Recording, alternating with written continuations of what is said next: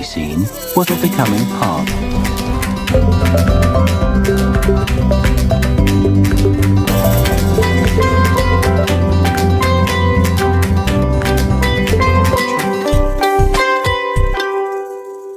Polyester और nylon दोनों ही synthetic fibres हैं, मगर इनको मुख्तलिफ रॉ मटेरियल से अखज़ किया जाता है।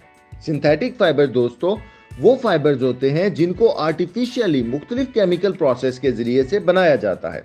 इनको हम मैन मेड फाइबर्स भी कहते हैं। पोलिएस्टर की बात करें तो पोलिएस्टर एक किस्म का पॉलीमर होता है जो कि पेट्रोलियम से अखज़ किया जाता है, यानी ईस्टर ग्रुप के मोनोमर्स मिलकर पोलिएस्टर बनाते हैं और इस प्रोसेस को पॉलीमराइजेशन कहते हैं। अगर नायलॉन की बात करें तो नायलॉन भी एक किस्म का पॉलीमर ही होता है, मगर ये पेट्रोलियम की बजाय पेट्रोकेमिकल से अखज़ किया जाता है। नायलॉन को पॉलीअमाइड के मोनोमर्स मिलकर बनाते हैं। यहाँ दोस्तों हम दो बातें तो जान चुके हैं। Polyester is a polymer made from Easter monomers and nylon is a polymer made from polyamide monomers.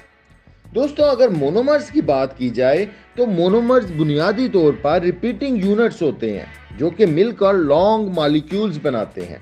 Polyester और नायलॉन दोनों की कंपोजिशन पर बात करें तो पोलिएस्टर की कंपोजिशन में आमतौर पर जो ईस्टर्न मोनोमर्स इस्तेमाल होते हैं वो इथाइलिन ग्लाइकोल और टेराफिथाइलिक एसिड हैं।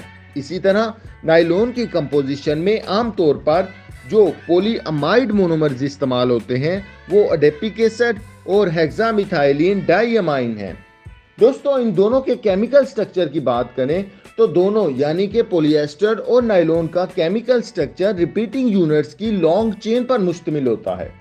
पोलिएस्टर के केस में ईस्टर लिंकेज इसके मोनोमर्स को कनेक्ट कर रहा होता है, जबकि नायलॉन के केस में अमाइड लिंकेज इसके मोनोमर्स को कनेक्ट कर रहा होता है।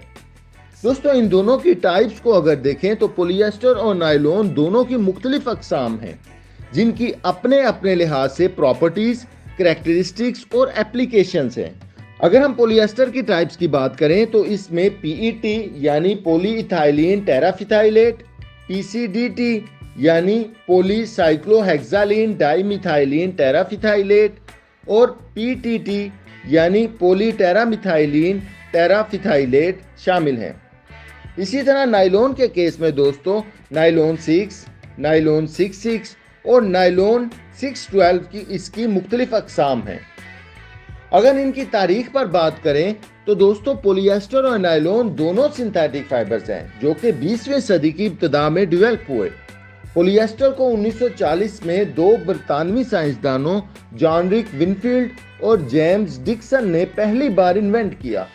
ये दोनों बरतानिया के शहर मैनचेस्टर में कैलिको प्रिंटर एसोसिएशन में काम करते थे।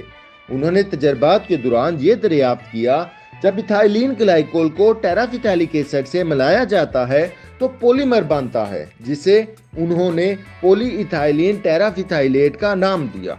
आने वाले दिनों में मजीद रिसर्च ने पोलिएस्टर फाइबर की प्रोडक्शन के दरवाजे खोल दिए और अपनी एक्सीलेंट स्ट्रेंथ और ड्यूरेबिलिटी की वजह से ये टेक्सटाइल मटेरियल के तौर पर इस्तेमाल होने लगा।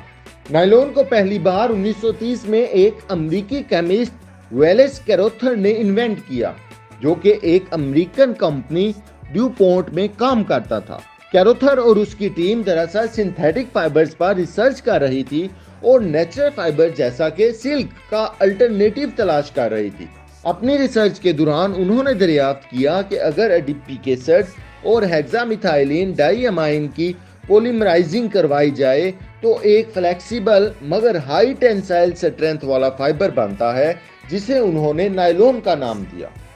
1938 में ड्यूपोंट ने पहली बार नायलॉन को मार्केट में इंट्रोड्यूस करवाया। इब्तदा में इसका इस्तेमाल टूथब्रश, फिशिंग लाइन और मिलिट्री एप्लीकेशंस में होता रहा, मगर आहिस्ता आहिस्ता ये ज़्यादा पॉपुलर हुआ और क्लॉथिंग और होजरी में दूसरे सिंथेटिक फाइबर्स की जगह लेने लगा।